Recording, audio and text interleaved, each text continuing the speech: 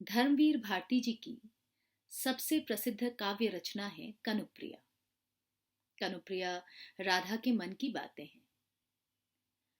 अब कवि ने राधा के मन की परतें खोली या राधा की उस छवि को टटोला जो कृष्ण के प्रति पूर्णतः समर्पित थी।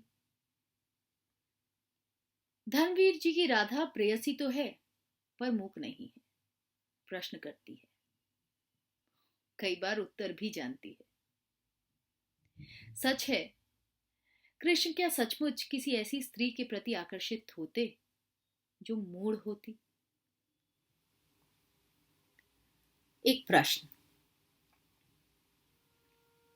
अच्छा मेरे महान कनु, मान लो कि क्षण भर को मैं यह स्वीकार लूं कि ये मेरे सारे तन्मयता के गहरे क्षण सिर्फ भावावेश थे, सुकोमल कल्पनाएं थी, रंगे हुए अर्थहीन आकर्षक शब्द थे।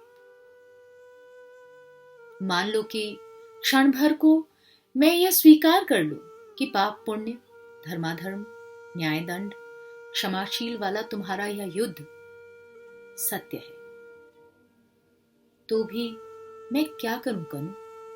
मैं तो वही हूं, तुम्हारी बावरी मित्र, जिसे सदा उतना ही ज्ञान मिला जितना तुमने उसे दिया, जितना तुमने मुझे दिया है अभी तक। उसे पूरा समेट कर भी आसपास जाने कितना है तुम्हारे इतिहास का, जिसका कुछ अर्थ मुझे समझ में नहीं आता है। अपनी जमुना में जहां घंटों अपने को निहारा करती थी मैं, वहां अब शस्त्रों से लदी हुई अगणित नौकाओं की पंक्ति रोज रोज कहां जाती है? धारा में बह बह कर आते हुए टूटे रथ, जर्जर पताकाएं किसकी हैं? हारी हुई सेनाएं, जीती हुई सेनाएं, नभ को कंपाते युद्ध घोष, क्रंदन स्वर, भागे हुए सैनिकों से सुनी हुई अकल्पनीय अमानुषिक घटनाएं युद्ध की, क्या ये सब सार्थक है?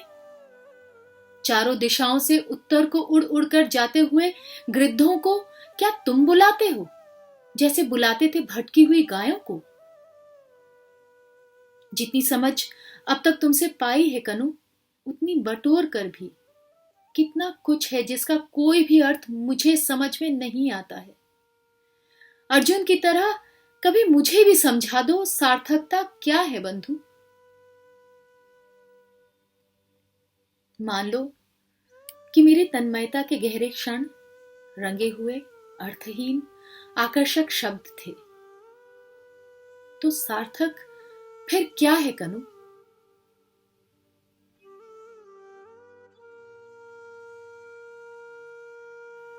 दूसरी कविता, शब्द अर्थहीन। पर इस सार्थकता को तुम मुझे कैसे समझाओगे कनु?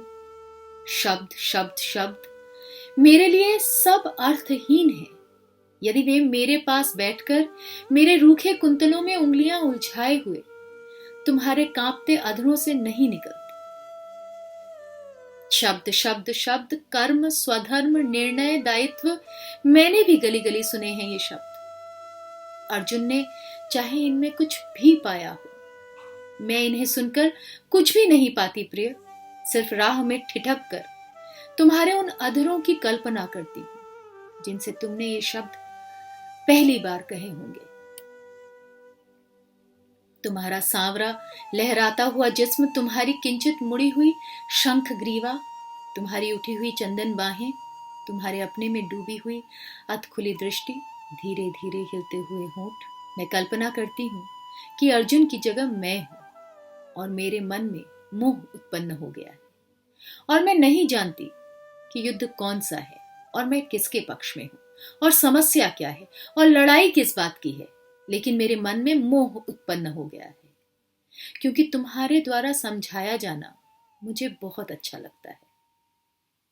और सेनाएं स्तब्ध खड़ी हैं और इतिहास स्थगित हो गया है, और तुम मुझे समझा रहे हो। कर्म, स्वधर्म, निर्णय, दायित्व, शब्द शब्द शब्द मेरे लिए नितांत अर्थहीन है।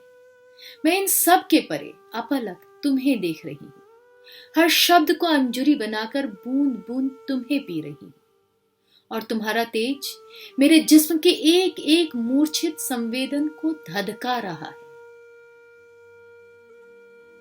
और तुम्हारे जादू भरे होठों से रजनीगंधा के फूलों की तरह टप टप शब्द झर रहे हैं, एक के बाद एक के बाद एक।